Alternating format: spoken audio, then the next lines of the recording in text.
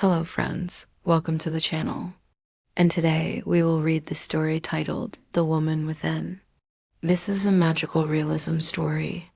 So if you are a fan of that kind of stuff, stay tuned until the end. The Woman Within, my name was Ryan Carter. I was 25, loud, cocky, always sure of myself. I worked in tech. I had a nice car and no patience for people who didn't fit my mold. Especially women who stood up to me, too emotional, too sensitive, I used to say. I didn't know it, but life was about to show me just how wrong I was. It happened on a cool October evening. I had just left a bar after ghosting a date who had the nerve to talk about feminism. I made some joke about girls not being logical and left her sitting there with the check. Walking back through the woods behind my apartment complex, I nearly tripped over an old woman dressed in what looked like a patchwork cloak. She glared at me with eyes like storm clouds. "You need a lesson in perspective," she hissed. I laughed. "What, you a witch or something?" She didn't answer. She only pointed. Her finger burned like fire in the air. I blinked, and the woods began to spin. The transformation started the moment I hit my bed. My body burned like fire and static racing through every nerve. I doubled over, clutching my stomach. The pain wasn't sharp. It was deep, twisting like the core of me was being reshaped. I heard a crack, then a pop as my spine adjusted. My hips widened beneath me, my waist pulled in. I gasped, and even that was wrong. My voice cracked, high and breathy. "No, what's happening?" I whispered. It didn't sound like me. My throat itched as my Adam's apple flattened, and my voice shifted into something soft, feminine, foreign. Then came my skin. It tingled, tightening and smoothing as if I'd been dipped in honey. Hair retreated, leaving my body sleek. My jaw softened, my cheekbones lifting. I watched in horror as my chest pushed outward, the dull pressure turning to heat, then fullness. Breasts, real, heavy, sensitive breasts.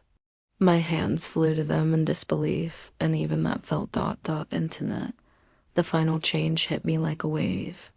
A pulling, a folding, a swallowing. My manhood shrank, curling inward. The moment it vanished, I screamed, not from pain, but from loss. From the terrifying intimacy of being restructured so completely. When it was over, I was left gasping, naked, trembling in a body that was not mine. Morning light filtered through the blinds. I sat on the edge of the bed in shock. A mirror stood in the corner, and with slow steps, I approached it. I was beautiful. Not model perfect, but real. Wide hips, a soft belly, round breasts with dusky pink nipples, long lashes, tear-bright eyes. Auburn hair framed my unfamiliar face. I touched my chest again. My breath caught. These weren't attachments. They were mine. I wore one of my larger hoodies to the store. I needed underwear. That's how I found myself in the lingerie aisle, surrounded by lace and satin. I chose a simple nude bra and matching panties just because the first time I wore them, I felt exposed, but also strangely supported.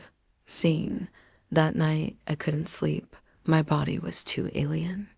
I curled on my side, breasts pressed together, feeling vulnerable and real. Lingerie hugged my curves. It shouldn't have felt good, but it did. Over the next few weeks, I bought jeans that fit my new hips, tops that flattered my chest. I started experimenting with makeup. I'd look in the mirror and try to find Ryan, but he was gone. The first time I bled, I panicked. Cramps, fatigue, the metallic scent. The reality of womanhood settled in. I sobbed on the bathroom floor, clutching a heating pad, but something in me shifted. I was part of this now. Buying bras became routine. I even started liking it. Lingerie, once intimidating, became a source of pride. I slept in satin slips, feeling beautiful even in solitude. Dating came unexpectedly. His name was Mason, kind, curious, unbothered by my awkwardness. The first time we kissed, I melted, When we finally slept together, I cried. He was gentle, reverent, and I felt complete. The first time I experienced true pleasure with my new anatomy, I realized this body wasn't cursed. It was mine. I began to see the world differently. I noticed how men looked at me, how women spoke and coded support. I grew cautious but also connected. I joined women's circles. I talked. I listened. I grew. When Mason proposed, I wept. My wedding dress was ivory lace with a sweetheart neckline and flowing train. My breasts were perfect in it. I felt radiant, feminine, ripe. Then I saw her, the witch, at the back of the ceremony. I ran to her. "Thank you," I whispered. "You changed my life." She touched my cheek, smiling. "I only showed you the path.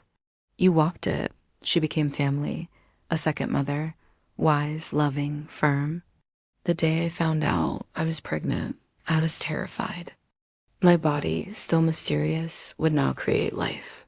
But Mason held me, and I felt safe. The witch helped with herbs and guidance. Through the nausea, the swelling, the kicks, I felt something blossom inside me. A woman, a mother. Labor was brutal. But when I held my daughter, my sweet Aurora, everything else disappeared. I looked into her eyes and I knew I was never meant to be Ryan. I was me, a mother, a wife, a woman, and I would never, ever go back. Now, friends, let's discuss the story. What do you think about the main character of the story? Do you think it was important for her to go through all that trouble to understand what it's like to be a woman? Also, I want to know your thoughts on the ending of the story. Was it necessary for the author to include the part where the main character gives birth? Let me know your thoughts in the comments below. I hope you enjoyed this story. If you did, please leave a like, and if you're new here, subscribe to the channel. I would love to have you back for the next video. Thank you so much for watching, and I'll see you next time.